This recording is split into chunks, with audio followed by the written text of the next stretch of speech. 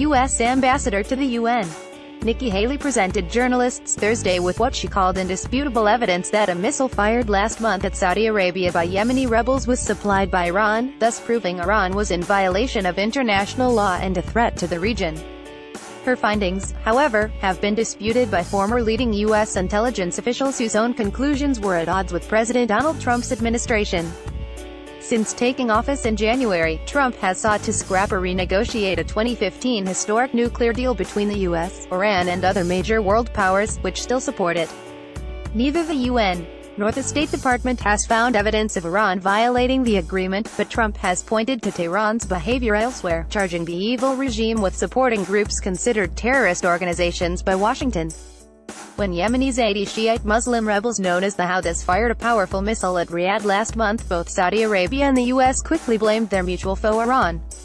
Wednesday's press conference hosted by Haley at Washington's Joint Base Anacostia Abilene intended to prove this link. Related: will the U.S.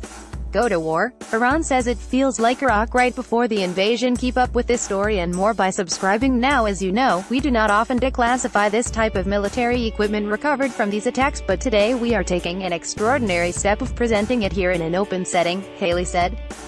We did this for a single urgent purpose, because the Iranian regime cannot be allowed to engage in its lawless behavior any longer. While not necessarily disputing that the missile, labeled Burkan Volcano H-2 by the Houthis, may indeed have been an Iran-manufactured QIAM-1 short-range ballistic missile, as other Middle East intelligence sources have told Newsweek, experts contested whether the diplomat had proven Iran deliberately provided the weapon to the rebels. Missile debris that the Department of Defense says is from QIAM ballistic missiles manufactured in Iran and that the Pentagon says were fired by Houthi rebels from Yemen into Saudi Arabia is seen on display at a military base in Washington, December 13, 2017.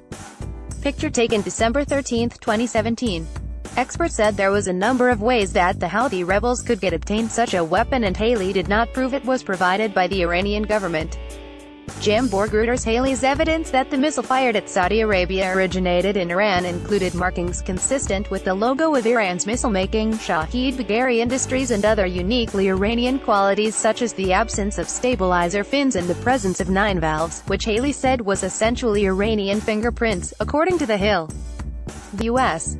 and its allies, especially Saudi Arabia and Israel, have routinely accused Iran of providing weapons to militant groups such as the Houthis and Lebanese Shiite Muslim movement Hezbollah, but in this case, experts were not so sure.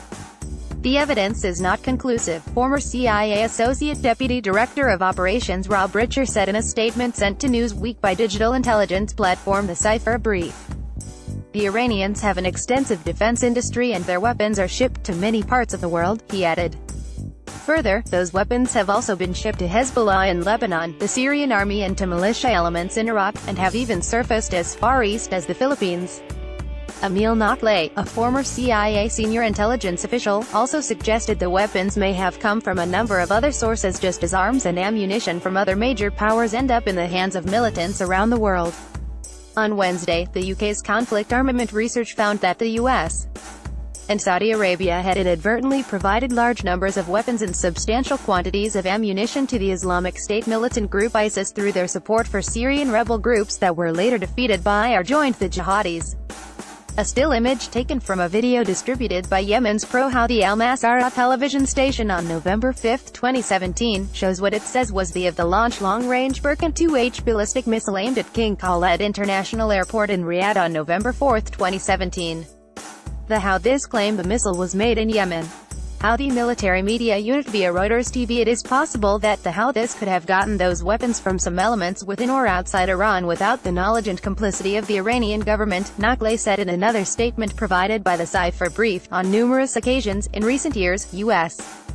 intelligence discovered that U.S. manufactured weapons, which Washington and its allies had sold to friendly groups and governments, had fallen into the hands of terrorist organizations and other anti-American groups, he added. An independent UN panel reviewing the missile debris noted that, in addition to having Iran-made components, the weapon appeared to have U.S. parts as well.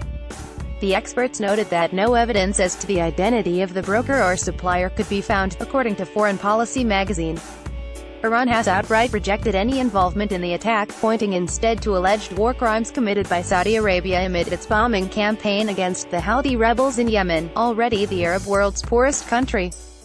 Tehran's ambassador to the UN Gholam Ali Khosrow called Haley's claims baseless, according to Iran's semi-official Tasnim news agency.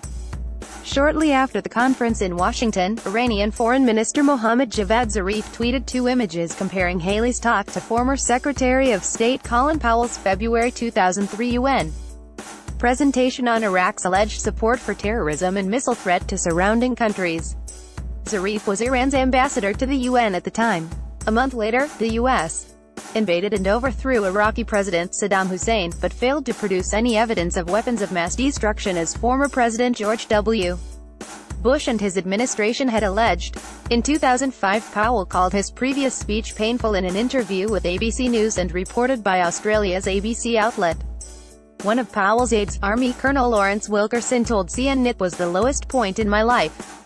Then Secretary of State Colin Powell holds up a vial that he said was the size that could be used to hold anthrax as he addresses the UN Security Council February 5, 2003 at the UN headquarters in New York. With the exception of the UK, other permanent UN Security Council members urged the US to refrain from war.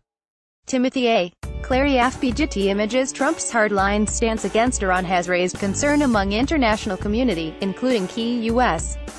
allies. Former President Barack Obama's nuclear agreement with Iran gathered signatures from China, France, Germany, Russia and the UK.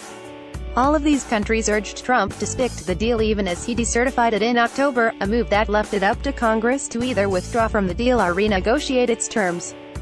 Iran has vowed it will never return to the table in regards to the agreement. As Trump doubled down on his rhetoric against Iran, Tehran has responded by mobilizing its forces and allies, including those in countries where U.S. troops were present in and around. Both the U.S. and Iran have deployed forces in Iraq and Syria in support of local partners battling ISIS, but the rivals accuse one another of destabilizing the region. In Iran's war against ISIS, the nation has also secured a partnership with Russia and established a bridge of influence stretching through Beirut, Damascus, Baghdad and Tehran, giving it substantial political clout and influence across the Middle East.